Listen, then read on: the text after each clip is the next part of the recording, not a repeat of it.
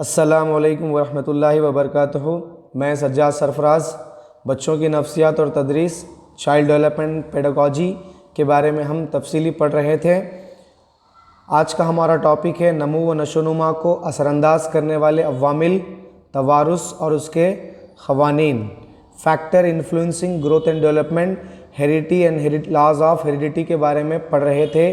یہ بہت زیادہ امپورٹنٹ ٹاپک ہے۔ اس کے بارے میں بہت سارے سوالات ایگزامینیشن کے اندر پوچھے جاتے ہیں یا پوچھے جا چکے بھی ہیں، تو آج ہم اس لیسن کے بارے میں بغور مطالعہ کریں گے کہ ہیریڈیٹی کیا ہے اور اس کے قوانین یا لاز آف ہیریڈیٹی کیا ہے۔ چلیے ہماری کلاس شروع کرتے ہیں۔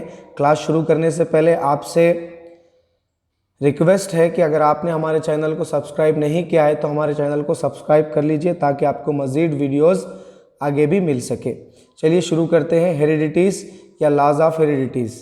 پہلا پوائنٹ ہیریڈیٹی کا کہ عموماً یہ کہا جاتا ہے کہ بچے کا رنگ، روپ، ذہن اور مزاج میں وہ اپنے والدین کی طرح ہوتے ہیں۔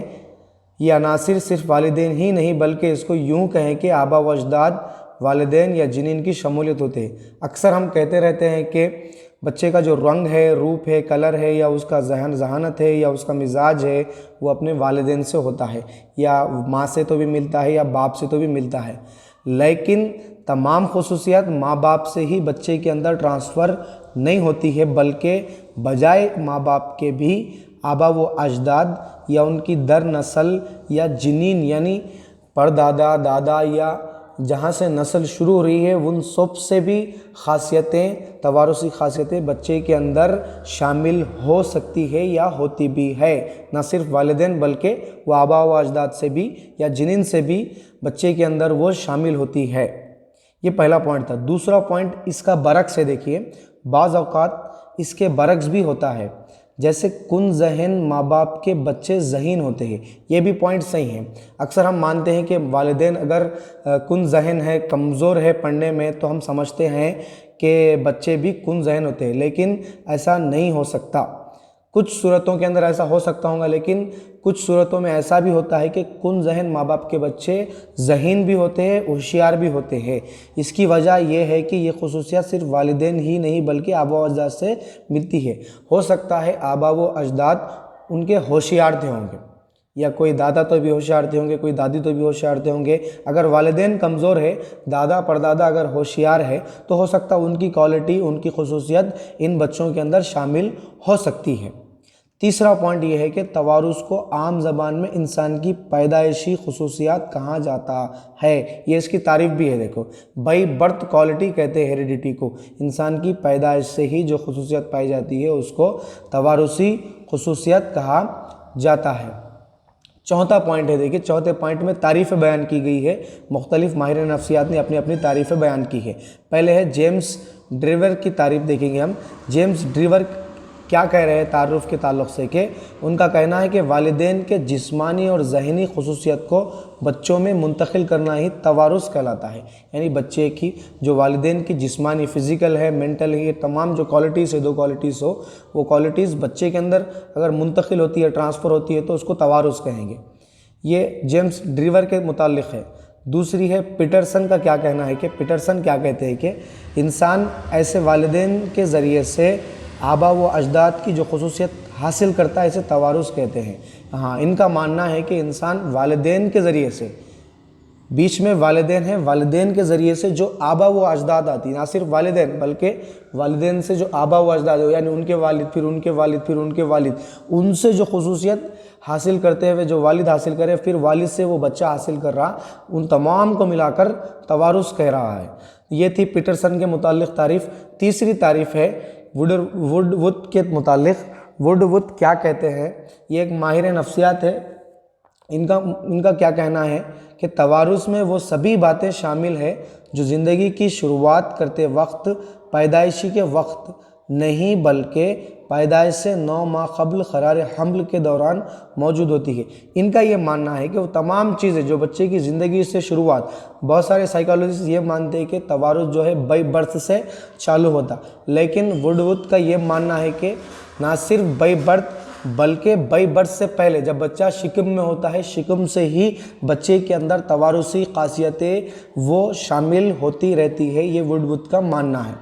ساتویں اور آخری تعریف اس کی یہ ہے کہ اس طرح توارث کا مطلب وہ ساری خصوصیاتیں جو انسان اپنی نسل، آبا و اجداد اور والدین سے حاصل کرتا ہے، ان تمام کی تعریفوں سے یہ مطلب نکل رہا ہے کہ بچہ نہ صرف والدین سے بلکہ وہ اپنی نسل یا وہ آبا و اجداد سے توارثی خاصیت کو حاصل کر سکتا ہے۔ ان تمام کو توارثی خاصیت کہہ سکتے ہیں۔ یہ تھی توارث کی خصوصیت اور ماہرین نفسیات کے متعلق توارث کی تعریف۔ اب ہم توارث کے قوانین کے بارے میں دیکھیں گے کہ توارث کے قوانین کیا ہے۔ پہلا قوانین ہے مشابہت کا قانون، لا آف ریسمبلنس۔ کیا مطلب ہے اس قانون کا؟ اس قانون کا مطلب یہ ہے کہ مشابہت کا لفظ معنی ہے ایک دوسرے کے ساتھ کسی چیز کا ملنا ہوتا ہے۔ لفظ مشابہت بولے تو کوئی چیز ایک دوسرے میں تعلق رکھنا ہے، یعنی ایک چیز کا کسی اور ایک چیز میں تعلق رکھنا، یعنی کسی کے بال سیم ہے تو کسی اور شخص میں اسی کے جیسے بال ہے، تو ان دونوں میں مشابہت ہے ان کے بالوں کو لے کر۔ اور مشابہت کا مطلب ہے جیسے والدین ہوتے ہیں ویسے ہی اولاد ہوتی ہے۔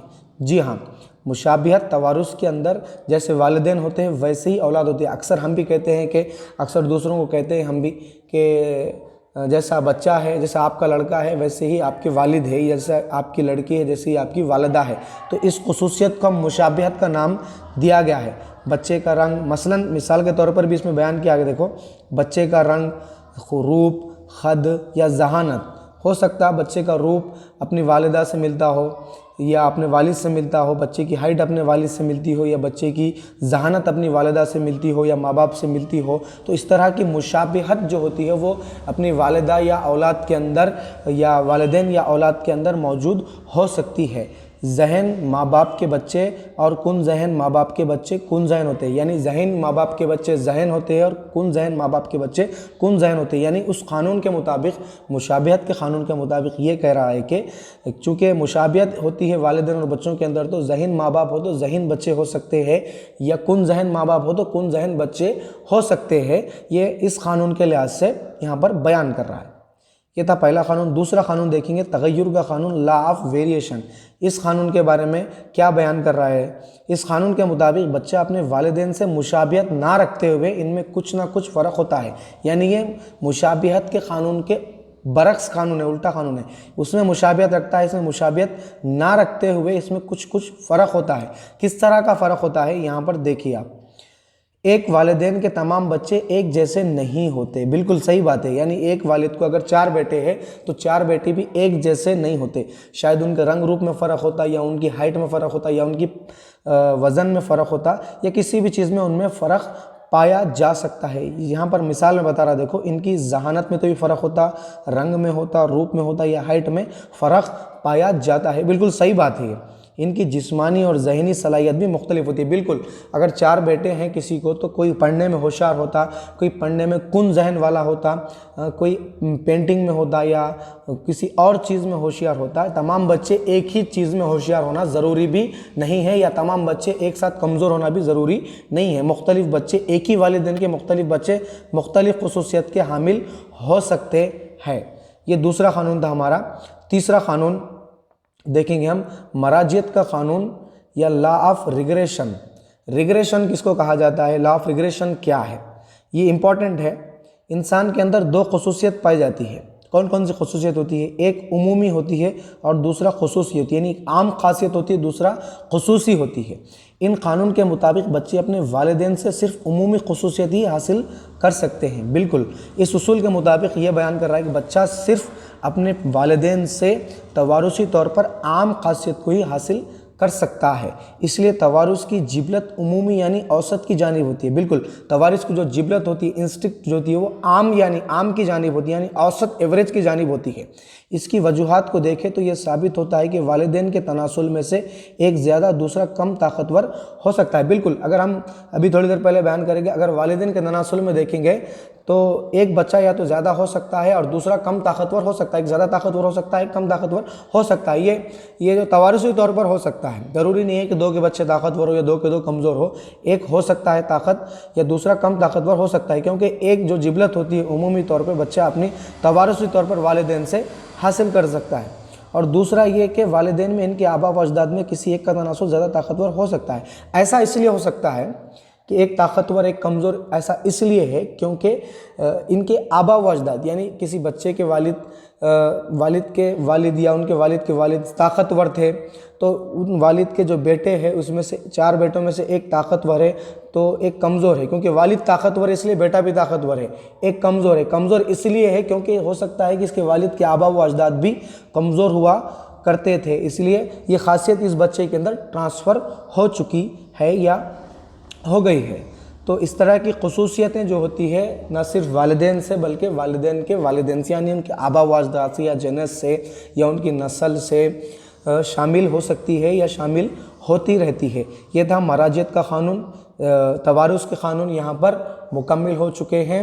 یہ امپورٹنٹ ہے، اس طرح کے سوالات اگزامپل دے کے پوچھے جا سکتے ہیں یا پوچھے جاتے بھی ہیں، انڈائریکٹ کوشچن یا اس کو اپلائی کر کے سوالات تیار کیے جاتے ہیں۔ آج کی میری کلاس مکمل ہوئی، میں امید کرتا ہوں کہ میری کلاس آپ کو سمجھ میں آئی ہوگی۔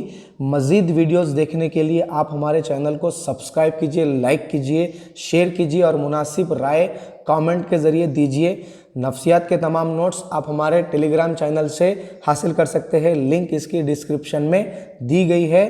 جزاک اللہ۔